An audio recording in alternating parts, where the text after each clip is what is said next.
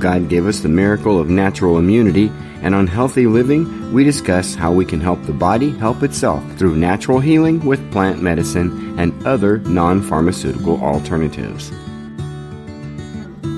Welcome to Healthy Living. In today's world, our body's immune system is critical to staying alive and healthy. Find the best immunity system building products at greengoldnaturalhealing.com. My wife and I believe so much in these products that we became representatives in order to help others. Visit greengoldnaturalhealing.com. And as always, thanks again for listening, and may God bless. I'm Brian Hale. So here we go with Healthy Living. This is a podcast that is designed to help us find natural alternatives to the pharmaceuticals and all the other crap that they're throwing at us. Yes. So, you have an outline for us here, because I gave you some notes earlier on the 3 topics that I wanted to discuss.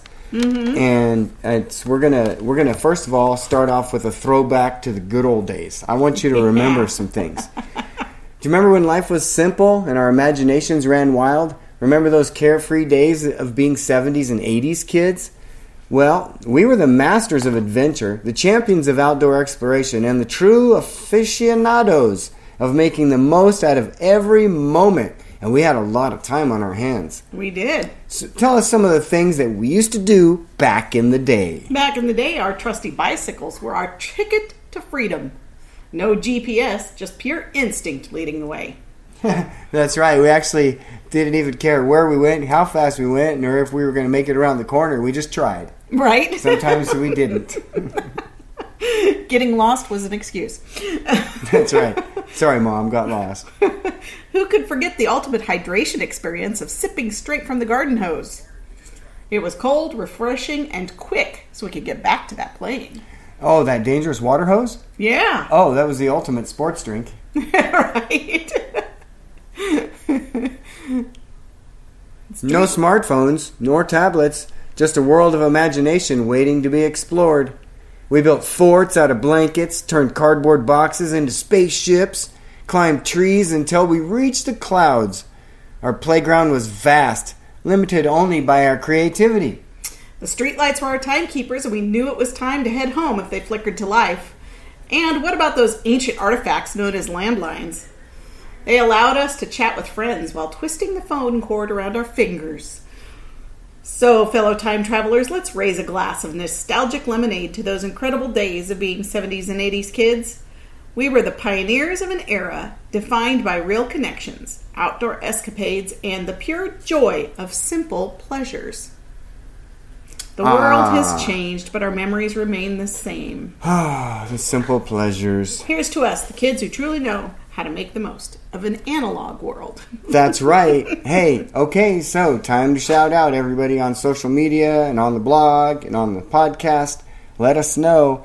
Do you remember those days when you can just dive into the mud, jump in front of traffic, and ride your bike all night and still live? Right. We'd jump in the lake. We would go out and explore in places we shouldn't have been. I know. Catching the crawdads in the drainage ditch, and we're definitely breaking some rules back then. We were, yes. So why the nostalgia? Well, we did know how to survive an analog world, but now with all of our digital ease, what's the trade-off? Right. Somehow we've moved from being able to think for ourselves to being spoon-fed everything through the mainstream media and digital devices, the tracking devices in our pockets. We have become indoctrinated. Let's just face it. Yep. Another huge trade-off with all these fancy devices is something that bothers me and has been bothering me for a long time. I believe I was one of the first people to say it because I had heard it before myself back in the early 80s.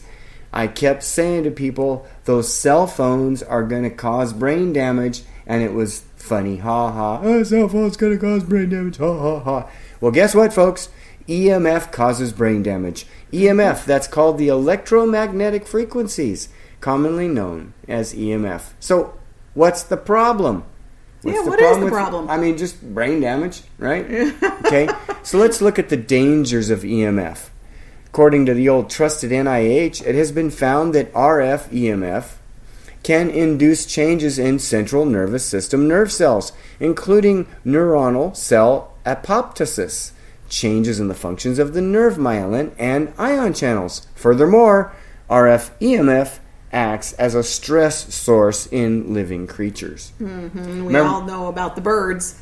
That's right. You remember that podcast we had? That we had an episode with Todd Callender. Remember that? Todd Callender. There, we had an interview with Rick Wiles of True News, and we talked about that in that article, which is linked right there in our Healthy Living article. We were linked back to it. Callender brings a conversation to dangers of EMF radiation in 5G technology. In a longer portion of the topic, he describes how 5G can be used to manipulate frequencies for a desired outcome. In order to achieve these goals, the 5G frequencies are adjusted up to 100 gigahertz. His claim is that these frequencies can be used to deploy the release of M proteins, which would allow the Marburg proteins to be transmitted from vaccinated individuals into the public to affect primarily those who are unvaccinated. Dang. In other words, leaking or shedding. Yeah, serious shedding. And he goes on to explain that that is going to resemble an apocalypse of zombies. Yeah, that's what he said. We also had another podcast episode and article number 400. We talked about 5G. You know, people had been warning us about 5G for years, and we were poo-pooing it. Yeah. And finally, we finally listened. We finally looked at all of the facts. And radioactive society is what we're in right now. And there's an article there you can reference. From microwave ovens to cell phones, we've been warned for years about this low-level radiation, but it's getting worse. There's a quote from that article. A thorough report about 5G exposure has found that this newfound radiation source is damaging the health of creatures that live in the wild. In a 150-page report compiled by researchers at the University of Washington, contains 3 sections. The first focuses on how environmental EMFs have radically increased in recent years. The second part looked at how living organisms are impacted by these EMFs. And the third section focuses on EMF exposure limits and the prospect of new regulations to help better protect living beings against the harm caused by this constant flood of non-ionizing radiation.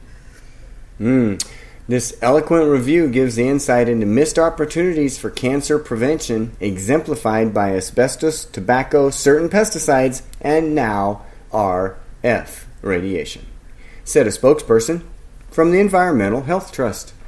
Right, so what do we do about it? That's what we're here for. Come up with solutions. The world is constantly, relentlessly asking for your mental energy. Answer this email. Like this photo. Try this recipe. Wear this clothing. Use this product. Wow, everybody's wanting your attention, aren't they? That's right. It only becomes a problem when you don't know what matters to you or what deserves your mind space. When you're unfocused, you give your life away to unimportant things. This is not innocuous. What we pay attention to, we become. And there's science behind that. The brain is able to see, recognize, and ignore things 10 times faster than things that it remembers, because it has to be a filter. Right. It has to block out 99% of what goes on around us and in our world in order for us to be able to focus on the one thing that's important at the time. Right. And so therefore, I believe this toxification of our brains through all the different things that we know are poisoning us, I believe that has affected our brain. It has affected our ability to focus. And to think properly, yeah. And it's time to take a mental detox. Yes, let's take a mental detox. But how do you do that, you ask? How do you do that? Take action steps to mentally detox your mind. Unplug. Get focused. Reset your mind with a positive mental attitude. Okay, I just put my phone down. We can't turn off the microphone now, so otherwise the folks won't hear us. We can't totally unplug right now, right? We're gonna unplug here right after the show. That's for sure. But take time To unplug, yes. That's right. That's the key. Focus on the unplugging. Mental detox refers to the process of cleansing your mind of impure, negative, and disturbing thoughts. It will help you be more alert, have more mental clarity, and attain mental peace. That is the key to your well-being. Mm-hmm. That's why it's unhealthy living right now. Yes. If your life is not going the way you want it to be, it's most likely because you are not being careful about where your energy resources are going. So I found a few steps you can take to start your mental detox from a handful of different resources. Okay? Okay, sounds good. So the first list is from Mountaintop Clinic. And they say you can do 8 things. They give us 8 ideas. Start journaling. Right. Write it down. Write it down. Do regular exercise. That's always good for you. Find a healthy outlet for your emotions. Wonder what that means. We'll have to dig deeper into that one. Well, go to an axe throwing. Or go to one of those places where you can beat up all of the equipment, with a bat. Okay, all right. Sometimes running is a good outlet for your emotions. Outlet for emotions, okay. Yeah, a punching bag. Okay, I got it. Yeah. Got it. Spend time with yourself. In other words, do something that you enjoy just for the pure reason to enjoy it. Does that make sense? Yeah, he's too busy, though. Yeah. He always tells me he's too busy. He's too busy. Stop getting trapped in the digital vortex. Let's go back to that. I'm not too busy. That's the impression that I'm bothered by a lot of people thinking that I'm too busy. We're not too busy. We have priorities, and we will make priority for you if you're a priority. So yes. Anyway, you said that stop getting trapped in the digital vortex. Digital vortex. Get off of the devices. Yes. Create and maintain a to-do list. Keeps you focused on something you have to check off, instead of just drowning back into the phone. Huh? Right. I'm getting distracted. Yes. Stay motivated. Find something that motivates you. Like the videos on our Digging Deeper channel. Oh, yes. Yeah, there's some motivating videos on there. They could be distracting, too. On the on-demand. Oh, that's electronics, isn't it? It is. Yeah, okay, well, find your motivation. But, a TV is a little further away, I suppose. And then clean up the clutter. I know you really like that one. Yes, you can't think if you're in a mess. I really don't believe you can. So there's also some other suggestions from Forbes I see that you've pulled up here. Yes, and they've got some of the same, but a little more. Oh, okay, so instead of just any list, they're talking about a to worry about list. In other words, the priorities. Higher priorities. And then junk journaling. In other words, if your brain is full of lots of stuff, just write until it's empty. Okay, all right. I spend more time outside, unless it's Texas. Or anywhere else that it's 114. Yep. Unfollow anyone who doesn't add anything positive to your life. And I think unfollow, they must mean social media. Social media, yes. Yeah. Yes. Clear out your friends list every once in a while. It's actually a good thing to do. Yeah, because if you're following people around, it's going to get you in trouble. So, and also clean out those old phone numbers, like you said. People you don't talk to and should never again. Get to inbox 0? Ground 0? Not a chance. Unsubscribe from any unnecessary emails. I try that as often as possible. Record how much time you're spending online. That takes time. I think there's programs for that. There is. There are.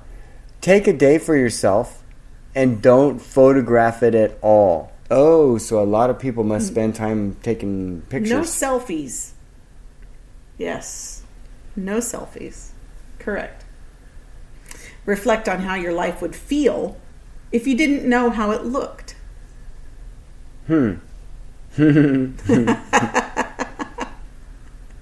Make it more difficult to sign into social media. That's a surprising thing to think about. Yeah, but you know what they did? They made it as easy as possible to sign in, so you never have to sign out. You can just click your face, or somebody else can come along, or you can just stay logged in. One of the things you can do is not have it on your phone, and so you can only go to it when you go to your computer. Oh yeah. That's a good step. That's a bold one. Be selectively social. Remember the big picture. Yeah. And Commit to protecting your mental space as much as you do anything else that matters. I talk about that. Yeah. That's my brain power. I don't have time for this. Yeah. The Bible offers several principles and teachings that can help us change our mental attitude in positive and transformative ways. Here are some biblical approaches. Renew your mind. Romans 12:2. We've heard that one. The Apostle Paul encourages believers to be transformed by the renewing of your mind. This involves aligning your thoughts and attitudes with God's truth and principles rather than conforming to the patterns of the world. Number 2, practice gratitude. 1 Thessalonians 5:18. The Bible teaches us to give thanks in all circumstances. Practicing gratitude can shift your focus from what's negative to what's positive, helping to cultivate a more positive mental attitude. Replace negative thoughts is number 3. It's from Philippians 4:8. The Apostle Paul advises thinking about things that are true, noble, right, pure, lovely, admirable, excellent, and praiseworthy. This can help you counteract negative thought patterns and foster a more positive mental outlook. And at the end of our Faith Matters, you will hear us say that. We do. Cast your anxiety. 1 Peter 5:7. The Bible encourages believers to cast their anxieties onto God because He cares for them. Surrendering your worries and anxieties to God can lead to a more peaceful and less anxious mental state. Number 5, practice self-control. From Galatians 5:22 and 23 in the fruits of the Spirit, right? Yep. The fruit of the Spirit includes self-control. Cultivating self-control over your thoughts and emotions can lead to a more balanced and controlled mental attitude. And Tony Robbins says it's the key to your happiness, because if you don't get a grip on your emotions, you will never succeed. Right. Number 6 is seek God's presence. Psalm 16:11. Being in the presence of God can bring joy and peace. Developing a habit of spending time in prayer, meditation, and worship can positively impact your mental attitude. Yes, it can. Number 7, forgive others. Matthew 6:14 and 15. Jesus teaches the importance of forgiveness. Holding on to grudges and resentment can negatively impact your mental state, so forgiving others can lead to emotional healing and a more positive attitude. Yes, it can. Number 8, trust in God's plan. Proverbs 3:5 and 6. Trusting in the Lord with all your heart and acknowledging Him in all your ways can alleviate anxiety and uncertainty, leading to a more confident and peaceful mental attitude. Number 9, serve others. Mark 10:45. Jesus taught that serving others is an important aspect of the Christian life. Focusing on helping and serving others can shift your focus away from self-centered thoughts and contribute to a more positive outlook. And number 10, practice humility. Philippians 2:3 and 4. Consider others more important than yourself and not be consumed by pride, which can lead to a more open and empathetic mental attitude. Remember that changing your mental attitude is a gradual process that requires consistent effort and reliance on God's guidance. Reading and studying the Bible regularly, along with seeking fellowship and guidance from other believers, can help renew your mind and keep that positive mental attitude. It takes work.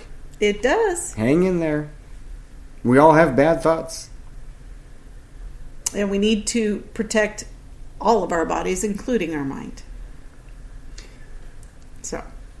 That's right. So, in conclusion here on our healthy living, a 3-part approach to detoxing your mind tonight. First of all, the right attitude brought about remembering how we used to be able to survive without the electronics. Right. Get to a state of mind where you are not dependent, and then you will feel free. This will be very calming when you don't feel dependent. Find ways to do things in outside of the electronic realm. Yeah. Number 2, stay awake. There's a lot of misinformation and false prophecy and false prophets and a lot of flat-out lies. The whole world is upside down in lies right now. Pray for discernment. Use your best judgment. Do not fall for anything. Question everything. And number 3, do something to escape from that EMF. Physically, get away from the physical electromagnetic frequencies. Some things that you can do from an activity standpoint is what we went over. But there are also certain things that you can take and consume into your body, some natural supplements that you can take in order to detox not only your body but your mind. Yes, the heavy metal detox is one. Colloidal silver is another. Exactly. That was the number one that I was thinking of, was the colloidal silver and the carbon, right? Carbon is a good detox. And we have more of that on another segment.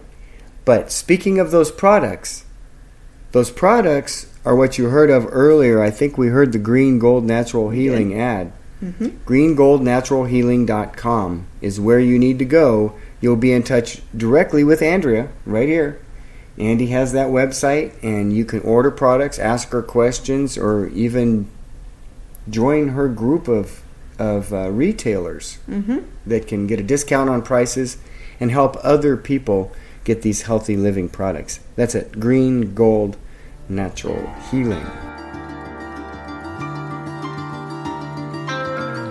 Once again, thank you for joining us for Healthy Living, working together to find natural alternatives. For more information about products that will help you with healthy living, visit greengoldnaturalhealing.com.